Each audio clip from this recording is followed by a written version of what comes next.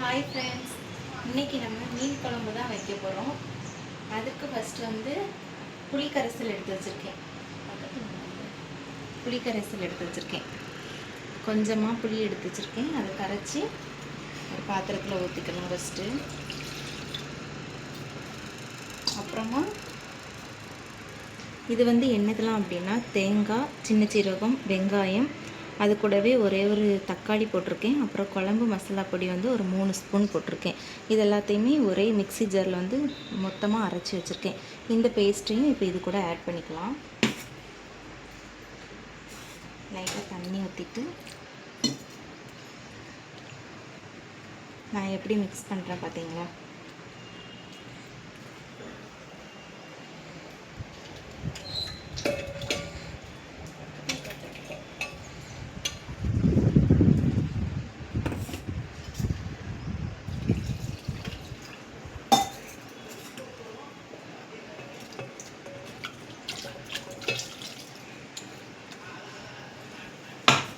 இப்போது நம்மளுக்கு குழம்புக்கு தேவையான அளவுக்கு தண்ணி ஊற்றி நல்லா மிக்ஸ் பண்ணிக்கலாம்.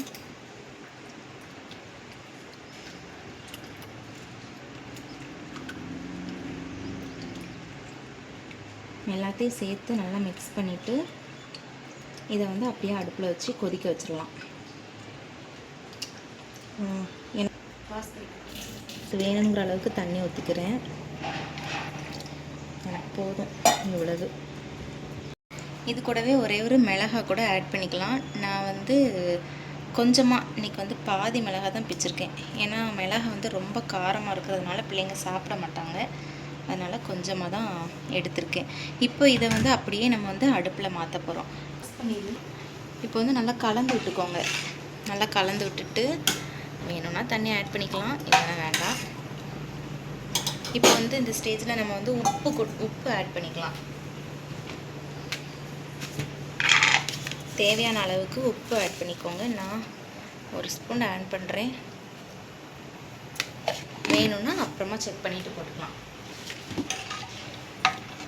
ஒரு டைம் கலந்து விட்டுட்டு அப்படியே விட்டுருங்க. நல்லா கொதிக்கட்டும். குழம்பு வந்து நல்லா கொதித்து வந்ததுக்கு அப்புறமா தான் மீன் வந்து போடணும். இப்போவே நம்ம போட்டோம்னா மீன் வந்து உடஞ்சிரும். அப்புறம் முள்ளெல்லாம் குழம்புக்குள்ளே விழுந்துடுச்சுன்னா அப்புறம் பிள்ளைங்களுக்கு சாப்பிட்றதுக்கு கஷ்டமாக இருக்கும். அதனால் நல்லா கொதித்ததுக்கு அப்புறம் தான் மீன் போடணும். இப்போ பார்த்திங்கன்னா குழம்பு நல்லா கொதிச்சிட்டா இந்த டைமில் வந்து மீன் ஆட் பண்ணிக்கலாம். பாருங்கள், நல்லா கொதிச்சுட்டு மீன் ஆட் பண்ணிக்கலாம்.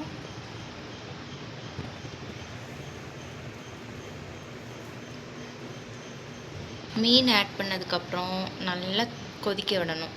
நல்லா கொதித்ததுக்கப்புறம் குழம்பு வந்து நம்மளுக்கு தேவையான அளவுக்கு நல்லா திக்காகி வரும்போது ஒரு தாளிப்பு கொடுத்து நம்ம இறக்கணும்னா நல்லா மீன் குழம்பு சூப்பராக இருக்கும். மீன் வந்து இப்படி போட்டதுக்கப்புறமா குழம்புல போட்டதுக்கப்புறம் ரொம்ப குழம்பு வந்து கிண்டியெல்லாம் விட வேண்டாம். இப்போ நான் வந்து உப்பு மட்டும் செக் பண்ணுறேன் கரெக்டாக இருக்கான்னு.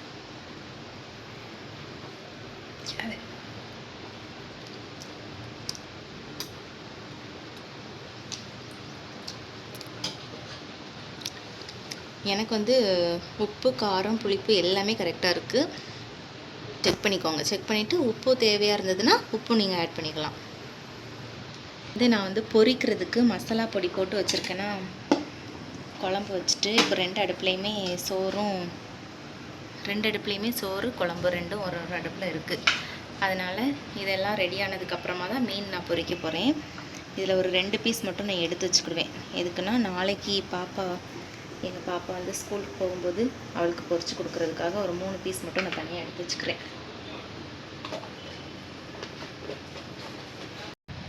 நல்லா தள்ளன்னு கொதிக்குது குழம்பு. சைடில் வந்து ஏதாவது பாத்திரம் கழுவுறதுக்கு வேண்டிய பாத்திரம் ஏதாவது இருந்துச்சுன்னா அதையும் கழுவிடலாம். அப்போனா வேலை வந்து நமக்கு சீக்கிரமாக முடியும். நான் வந்து மேக்ஸிமம் எல்லா வேலையுமே முடிச்சுட்டு குளிச்சுட்டு 12 மணிக்கு அப்புறம் தான் சமையல் பண்ணுறதுக்கு வந்தேன். அதனால் கொஞ்சம் தான் நிறையலாம் பாத்திரம் இல்லை, 2-3 பாத்திரம் இருக்குது. அது மட்டும் கழுவிட்டு அவ்வளோதான். அப்புறம் சாப்பாடு ரெடி ஆனதுக்கப்புறமா சாப்பிட வேண்டியதான், லஞ்சு சாப்பிடுவோம். வெளியில் பார்த்திங்கன்னா சரியான வெயில். குழம்பு வந்து இன்னும் கொஞ்சம் நல்லா கெட்டியாகணும். நல்லா திக்கானால் தான் சாப்பிடும்போது நல்லாயிருக்கும்.